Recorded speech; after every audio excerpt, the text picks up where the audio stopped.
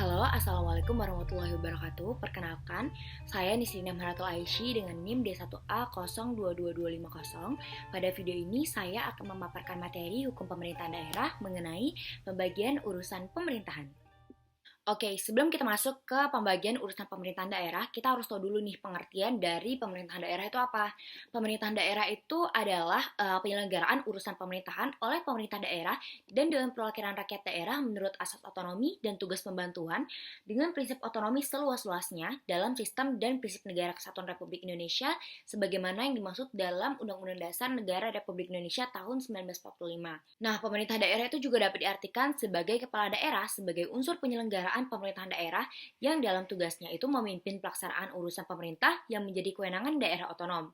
Dapat pula diartikan sebagai penyelenggaraan urusan pada pemerintahan daerah dan DPRD menurut asas desentralisasi dan asas dekonstruksi. Nah, berdasarkan Undang-Undang Nomor 23 Tahun 2014 tentang pemerintahan daerah, klasifikasi urusan pemerintahan daerah itu terbagi dalam 3 urusan. Yang pertama itu ada urusan pemerintahan daerah absolut, yang kedua urusan pemerintahan daerah konkuren, dan yang ketiga itu urusan pemerintahan daerah umum. Nah, untuk lebih jelasnya, yuk simak penjelasan saya berikut ini.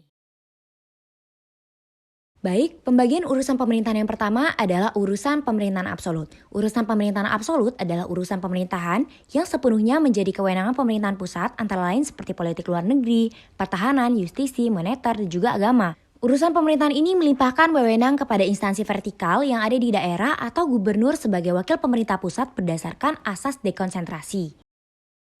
Politik luar negeri meliputi mengangkat pejabat diplomatik, menetapkan kebijakan luar negeri, melakukan perjanjian dengan negara lain, menetapkan kebijakan perdagangan luar negeri.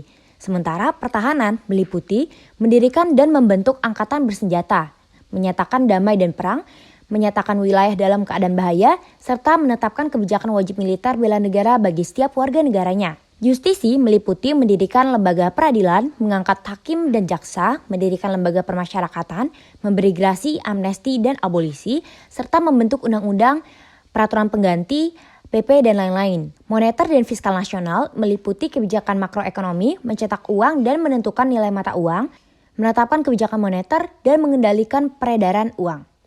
Dan yang terakhir, agama meliputi menetapkan hari libur keagamaan yang berlaku secara nasional, memberikan pengakuan terhadap keberadaan suatu agama, serta menetapkan kebijakan dalam penyelenggaraan kehidupan keagamaan.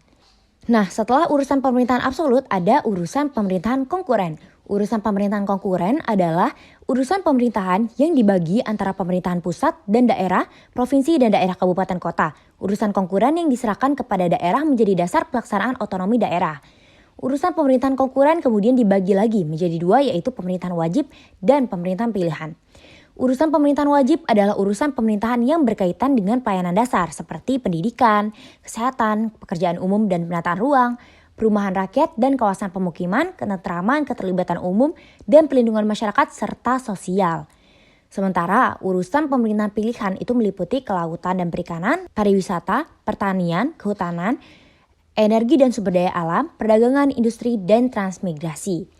Nah, yang terakhir adalah urusan pemerintahan umum.